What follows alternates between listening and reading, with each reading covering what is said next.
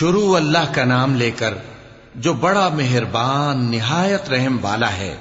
اے پیغمبر صلی اللہ علیہ وآلہ وسلم،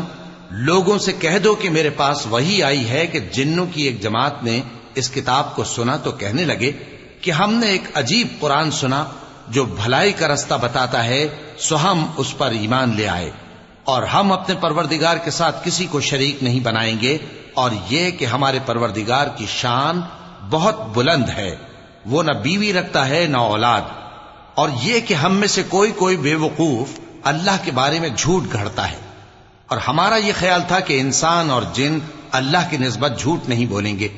اور یہ کہ بعض بنی آدم بعض جنات کی پناہ لیا کرتے تھے تو اس سے ان کی سرکشی اور بڑھ گئی تھی، اور یہ کہ ان کا بھی یہی اعتقاد تھا جس طرح تمہارا تھا کہ اللہ کسی کو نہیں زندہ کرے گا، اور یہ کہ ہم نے آسمان کو ٹٹولا تو اس کو مضبوط چوکیداروں اور انگاروں سے بھرا ہوا پایا، اور یہ کہ پہلے ہم وہاں بہت سے مقامات پر فرشتوں کی باتیں سننے کے لیے بیٹھا کرتے تھے، اب کوئی سننا چاہے تو اپنے لیے انگارہ تیار پاتا ہے، اور یہ کہ ہمیں معلوم نہیں کہ اس سے اہل زمین کے ساتھ برائی مقصود ہے یا ان کے پروردگار نے ان کی بھلائی کا ارادہ فرمایا ہے، اور یہ کہ ہم میں بعض نیک ہیں اور بعض دوسری طرح کے، ہمارے کئی طرح کے مذہب ہیں، اور یہ کہ ہم نے سمجھ لیا ہے کہ ہم زمین میں خواہ کہیں ہوں اللہ کو ہرا نہیں سکتے اور نہ بھاگ کر اس کو تھکا سکتے ہیں، اور جب ہم نے ہدایت کی کتاب سنی اس پر ایمان لے آئے، سو جو شخص اپنے پروردگار پر ایمان لاتا ہے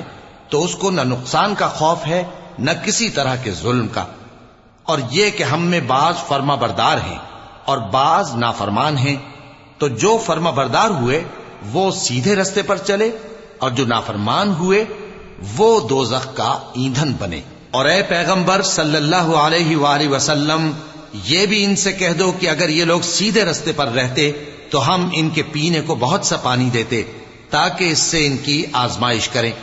اور جو شخص اپنے پروردگار کی یاد سے منہ پھیرے گا وہ اس کو سخت عذاب میں داخل کرے گا، اور یہ کہ مسجدیں خاص اللہ کی ہیں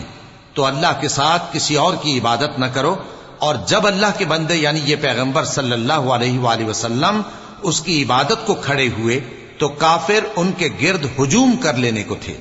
اے نبی صلی اللہ علیہ وآلہ وسلم، کہہ دو کہ میں تو اپنے پروردگار ہی کی عبادت کرتا ہوں اور کسی کو اس کا شریک نہیں بناتا، یہ بھی کہہ دو کہ میں تمہارے لیے نہ کسی نقصان کا اور نہ نفع کا کچھ اختیار رکھتا ہوں، یہ بھی کہہ دو کہ اللہ کے عذاب سے مجھے کوئی پناہ نہیں دے سکتا اور میں اس کے سوا کوئی جائے پناہ نہیں پاؤں گا، ہاں اللہ کی طرف سے احکام کا اور اس کے پیغاموں کا پہنچا دینا ہی میرے ذمہ ہے، اور جو شخص اللہ اور اس کے پیغمبر کی نافرمانی کرے گا تو ایسوں کے لیے جہنم کی آگ ہے،